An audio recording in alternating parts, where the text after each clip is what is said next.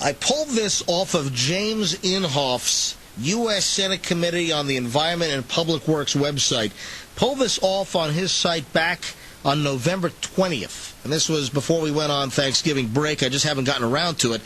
But, I mean, this is the stuff that you're not hearing reported in the mainstream media, and this is important. You know, I'm starting to see a little bit of a shift where I think more people are starting to realize that this whole global warming hoax is being shoved down their faces. And I'm seeing more and more people that are starting to question what's really going on. What is the political motivation? What is Al Gore pushing? It is positive. And I'm not saying that I'm wanting everyone to just flip and change their minds overnight like a light switch. I just initially want people to open up their minds and their brains and just study the situation. And as we've been talking about on this show now since nearly the beginning. And there's been a sea change in a lot of scientists out there that had been shamed into going along with this groupthink, this religion of global warming, and a lot of these individuals have changed. I mean, we're talking about mainstream major scientists from major institutions that are saying, wait a sec, this global warming thing, sure, man adds some CO2 to the atmosphere, no doubt about it, but it is minuscule, it's microscopic, it's like this right here. As compared to the naturally occurring CO2. So there is a shift going on, and I am starting to see people that were like, oh my God, no, Al Gore is right. The hockey stick graph, that's 100% correct. But we're gonna have water up 60 feet in the air in New York City in 100 years. People that were of that ilk and bought that movie. An Inconvenient Truth. They bought it hook, line, and sinker. Individuals like that just a couple of years ago that believed it all, now they're starting to, ask questions. And that's all I ask. I'm not saying, listen to me or listen to others out there and just change your mind like that. I'm just asking, open up your mind and do the research, and there's plenty out there. And a great source is my website. We put up a global warming section years ago where we've added article after article. We're over 360 links now. And this is up there. Listen to this. This is not some fly-by-night. This is from the U.S. Senate Committee on Environment and Public Works. This is, James Inhofe's on this thing. Planet has cooled since Bush took office. Scientists continue dissenting. Gore admits I failed badly. And global sea ice is growing. National Climatic Data Center, U.S., on track for the coolest year since 1997. Yep. Excerpt. The calendar year isn't exactly over, but the people who watch such things, namely the National Climatic Data Center, are reporting that through its first 10 months, 2008 is shaping up to be the coolest year in the United States since 1997. We had gone with 98 for a couple of years here on this show, but now they're going to bump it back a year. 1997. The great global warming blunder, how Mother Nature fooled the world's top climate scientists.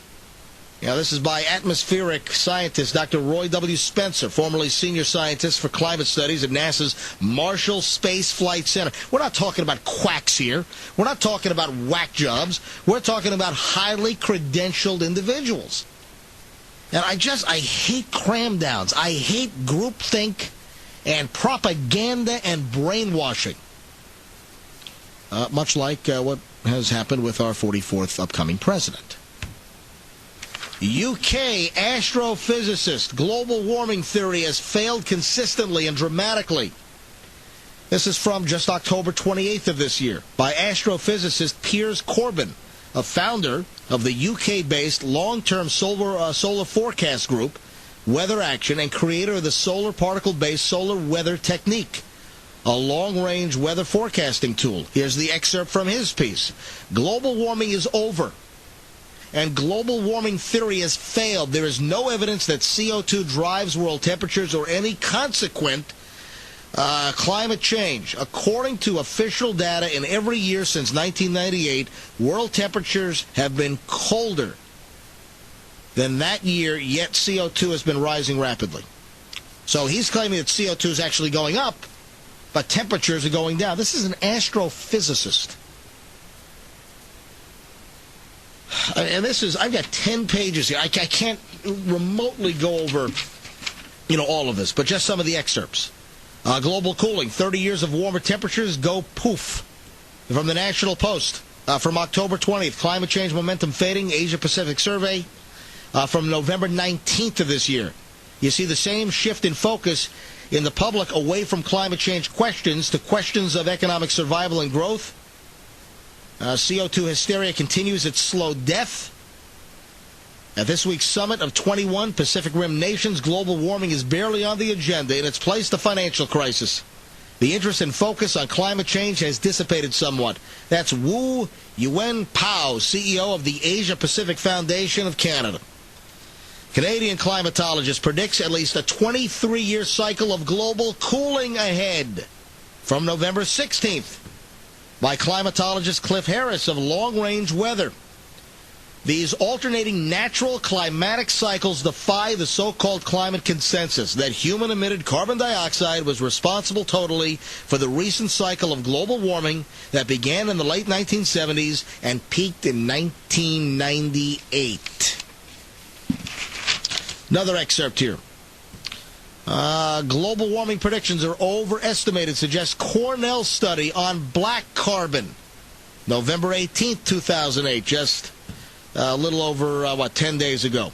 A detailed analysis of black carbon, the residue of burned organic matter in computer climate models, that those models may be overestimating global warming predictions. A new Cornell, have you heard of Cornell?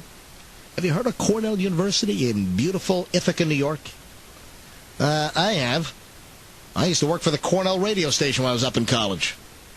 I was an IC student. A new Cornell study published on online in Nature Geosciences quantified the amount of black carbon in Australian soils and found that there was far more than expected, said Johan Lehmann, the paper's lead author and a Cornell professor of biogeochemistry. The survey was the largest of black carbon ever published. The findings are significant because soils are by far the world's largest source of carbon dioxide, producing 10 times more carbon dioxide each year than all the carbon dioxide emissions from human activities combined. Small changes in how carbon emissions from soils are estimated, therefore, can have a large impact, but this particular aspect, black carbon stability in soil, if incorporated in climate models, would actually decrease climate predictions. Lifelong liberal Democrat meteorologist rejects fear-mongering claptrap about human-caused global warming by Dr. Martin Hertzberg, a retired Navy meteorologist with a Ph.D. in physical chemistry. Excerpt.